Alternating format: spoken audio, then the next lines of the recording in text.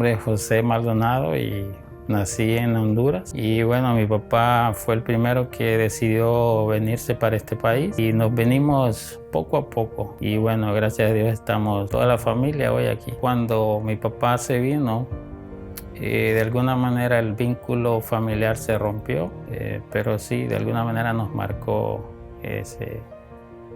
esa separación. Nos criaron en una familia cristiana. En casa pues nos leían la Biblia. Antes de acostarnos siempre mi mamá nos leía un versículo. Crecí con ese temor, con esa idea que existe Dios. Al separarse la familia, pues sí, todo se distorsionó. Pues empecé a tener amistades tal vez que influían más en las cosas o con otros principios, y eso fue influyendo más en mi vida, o hacer cosas que a Dios no le agradan.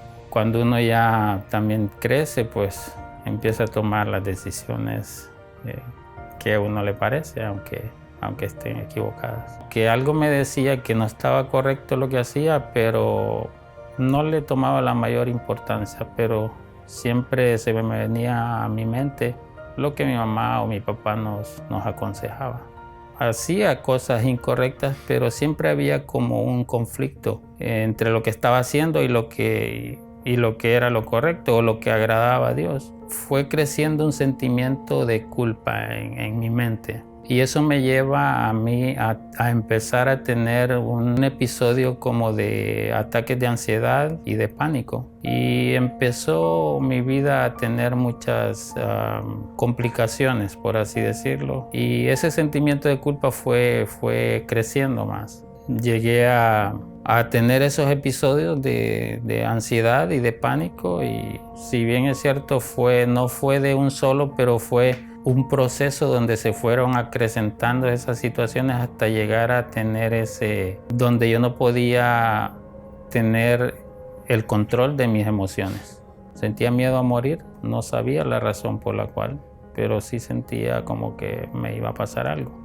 La situación empezó a regresar de los ataques de ansiedad y de pánico. Al quitarme la medicina estuve un tiempo bien, pero después de un tiempo la situación regresó y de alguna manera contactamos a algunos hermanos para que vinieran a orar porque estaban pasando cosas no normales dentro de la casa. Sentíamos que encendían la radio, se escuchaba algún ruido, mi esposa encontró algo en el espejo, algo que no era normal, y pasaban muchas cosas que no eran normales. De hecho, tuve muchos sueños, y no sé si decir los sueños, pero yo lo sentí bastante real, donde al despertarme, o más bien siento que estaba despierto, pero sentí algo que estaba encima de mí y no lo puedo describir con palabras, pero sí sentía algo que me paralizaba y estaba frente a mi cara. Sentía voces, escuchaba voces, y es ahí donde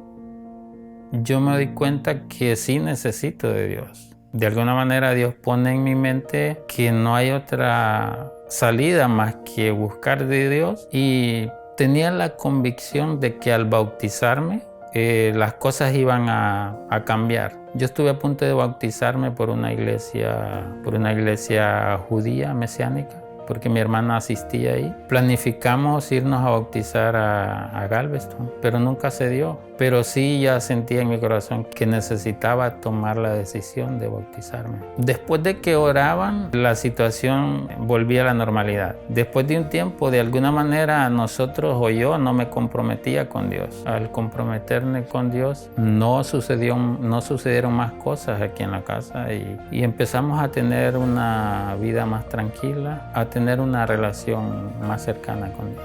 Una de las cosas que me han ayudado es que al llegar a la iglesia sí nos recibió muy bien. Nos han, por así decirlo, acobijado muy bien. Me preguntaron si quería ser diácono. Claro, encantado, acepté y empecé a servirle al Señor. Y bueno, en este año alguien me habló para proponerme que si quería ser anciano, y después de consultarlo con Dios, pues bueno, les dije si alguien me puede guiar, pues estoy dispuesto a seguir aprendiendo del Señor. Y bueno, acepté ser anciano, confiando en Dios, que Él es el que va a ayudarme a crecer, porque bueno, es el deseo que tengo en mi corazón, es de servirle a Dios. Tengo la confianza que Él es el que me va a ayudar a crecer más.